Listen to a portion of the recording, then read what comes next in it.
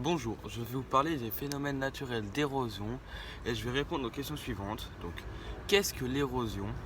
Sur quoi agit-il? Et quelles sont les conséquences de ce phénomène sur l'environnement? Premièrement, l'érosion est un phénomène naturel d'altération et de transport.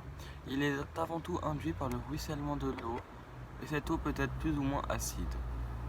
Le climat, la couverture végétale ou encore les natures des roches ont un impact sur cette altération qui peut être physique ou chimique. On parlera d'érosion s'il y a transport et altération des éléments. L'élément majeur de l'altération est l'eau et l'érosion dépend de nombreux facteurs de la roche tels que sa cohérence, sa porosité ou sa perméabilité. Donc la perméabilité d'une roche et sa capacité à laisser passer l'eau à travers celle-ci. Si la roche est peu cohérente, alors elle sera facilement altérée et si elle est fortement perméable, elle sera creusée par l'eau, ce qui fragilisera la structure de la roche. On peut donc en déduire que la nature de l'eau, mais aussi la nature de la roche modifie l'altération de... Pour finir, les produits de l'érosion sont sous forme de différentes choses en fonction du milieu où elles atterrissent et de la taille des particules. En effet, en milieu aqueux, si les sédiments ne bougent pas, ils vont se former des couches de sédiments en fonction du poids et de la taille de ces particules. Ce phénomène est appelé la sédimentation. Avec la pression, il va se former de plus grosses particules dans les couches. Toutefois, les sédiments peuvent devenir des roches sédimentaires telles que le sable ou encore les granulats que l'homme utilise au quotidien car ils sont la base de nombreux matériaux et d'infrastructures humaines telles que les maisons, les hôtels, les routes ou encore le ciment. Donc bonjour, je m'appelle Raphaël Méthodier et donc moi je vais vous parler des produits de l'érosion. Donc d'abord, qu'est-ce qu'un produit de l'érosion? Donc c'est ce qui est issu du phénomène de l'érosion, donc comme mon camarade vient d'en parler juste avant.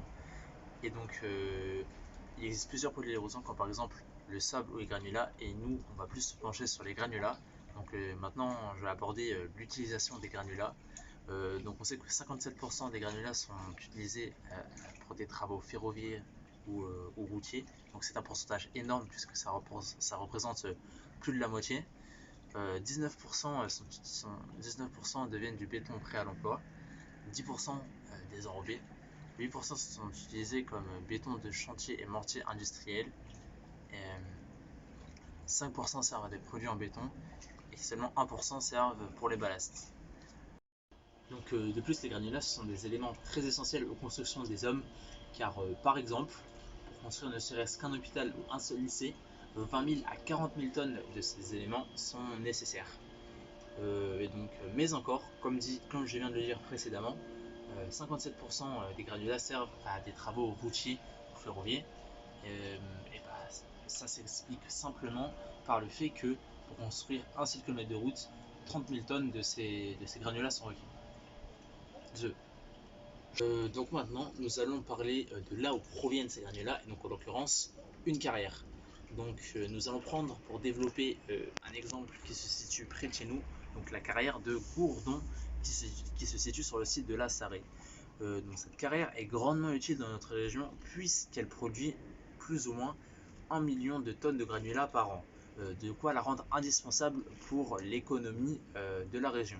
Également, nous avons vu que les granulats étaient grandement sollicités pour les constructions de l'homme. Donc, je vous l'ai montré avec l'exemple d'un hôpital ou d'un lycée.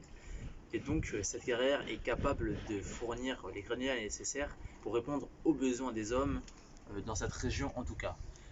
Et malheureusement, il y a un côté négatif à tout ça. L'impact environnemental de cette carrière sur le grand paysage est bien connu. En effet, son exploitation pourrait amener à détruire notre écosystème et nos ressources. Donc, parce que oui, si le territoire de cette carrière venait à s'étendre, cela modifierait le paysage alentour. Et par exemple, la forêt qu'on peut voir sur les photos de cette carrière pourrait être amenée à disparaître. À force d'exploiter cette carrière, les ressources de granulats diminueront jusqu'à temps qu'il ne soit plus possible donc de l'exploiter. Bonjour à tous, je m'appelle Simon Poudré et aujourd'hui je vais vous présenter quels sont les risques due au phénomène de l'érosion. Donc tout d'abord, il faut savoir que l'érosion, c'est un phénomène naturel, mais qui présente de nombreux risques. Donc déjà, c'est important de savoir c'est quoi un risque.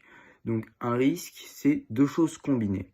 Donc la probabilité qu'un phénomène dangereux survienne, donc ça c'est l'aléa, et par les conséquences matérielles et humaines qu'il peut engendrer. Donc ça c'est l'enjeu. Et donc un risque, c'est ces deux choses-là combinées. Donc pour en revenir au risque que présente le phénomène d'érosion, il faut tout d'abord savoir que le phénomène d'érosion a lieu un peu partout sur la planète, mais qu'il est accentué à certains endroits de la planète, notamment sur les littoraux, et qu'il est aussi accentué par le réchauffement climatique. Et donc, réchauffement climatique qui est, on le rappelle, dû en partie à cause de l'homme.